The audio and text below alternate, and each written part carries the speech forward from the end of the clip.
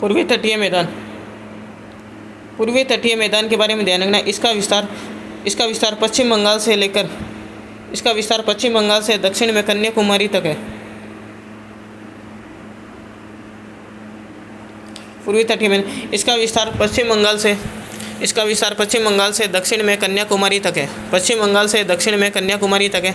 यहाँ कई लेगून जिले हैं, जैसे चिल्का झील उड़ीसा, पुलिकट का है तमिलनाडु में, पुलिकट झील का है तमिलनाडु में। इसका उत्तरी भाग उत्तरी सरकार तट और दक्षिणी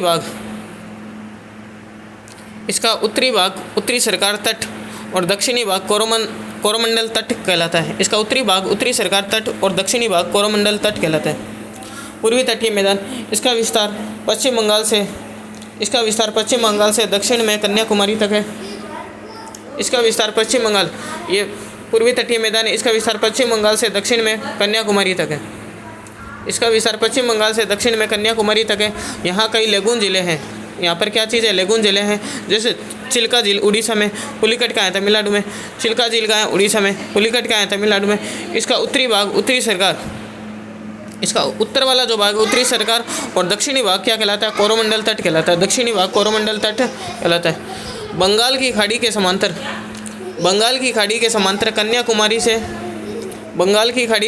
कन्याकुमारी से बंगाल तक फैला पूर्वी तटीय मैदानी प्रदेश डेल्टा निर्मित होने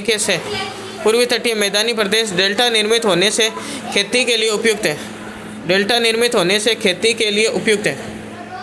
पूर्वी तटीय मैदानी प्रदेश डेल्टा निर्मित होने से खेती के लिए उपयुक्त है, लेकिन यह तट सपाट होने के कारण प्राकृतिक बंदरगाहों के लिए अनुकूल नहीं है। पूर्वी तटीय मैदान को 4 भागों में बांट सकते हैं। पहला कोरोमंडल तट यहाँ दक्षिण में। तमिलनाडु का तट कोरोमंडल तट कहलाता है। तमिलनाडु का तट कोरोमंडल तट कहलाता है। इसका विस्तार कुमार अंतरिक्ष से कृष्णा नदी के डेल्टा तक विस्तृत है। ये कृष्णा नदी, ये कुमार अंतरिक्ष, इनके बीच में कौन सा है? कोरोमंडल तट। इसका विस्तार कुमार अंतरिक्ष से कृष्णा नदी के डेल्टा तक विस्तृत है। यह सर्वाधिक ताड़ वृक्ष के उत्पादन के लिए प्रसिद्ध है। कोरोमंडल तट है वो सर्वाधिक ताड़ वृक्ष के उत्पादन के लिए प्रसिद्ध है। भारत में मध्य समुद्र तल का निर्धारण चेन्नई तट से करते हैं। यह विस्तृत कांप का छिछला एवं बलुई मैदान है।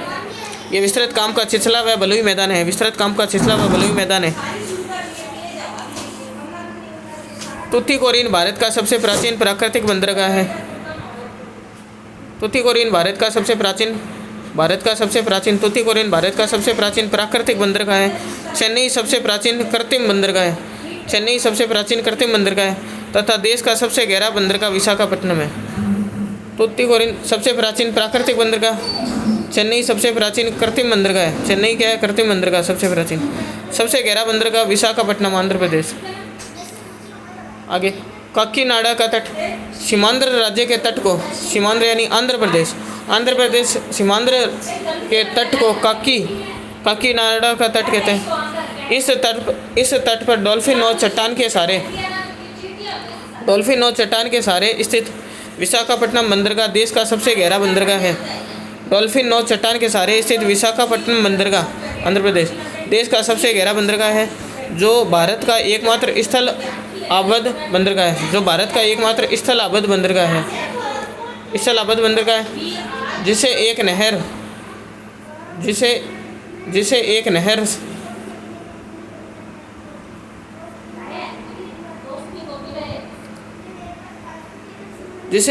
के माध्यम से बंगाल की खाड़ी से जोड़ा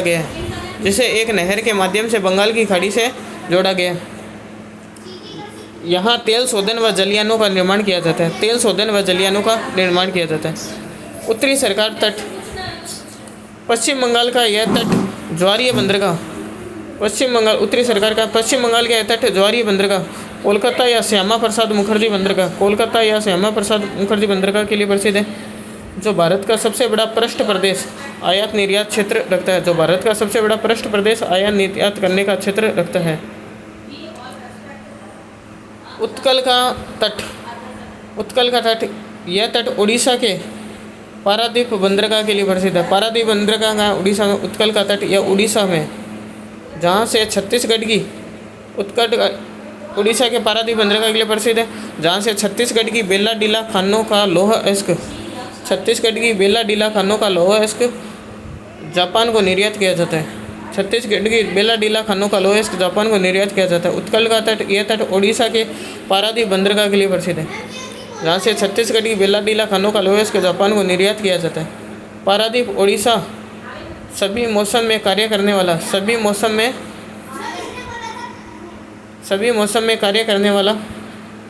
में कार्य करने वाला आधुनिक बंदरगाह है। आधुनिक बंदरगाह जो बंगाल की खाड़ी में स्थित है, जो बंगाल की खाड़ी में स्थित है। उड़ीसा राज्य का समुद्र तट दक्षिण अमेरिका के जॉइंट ओलिव रिडले, उड़ीसा राज्य का समुद्र तट दक्षिण अमेरिका के जॉइंट ओलिव रिडले टर्टल कछुओं के विश्राम स्थल के रूप में प्रसिद्ध है।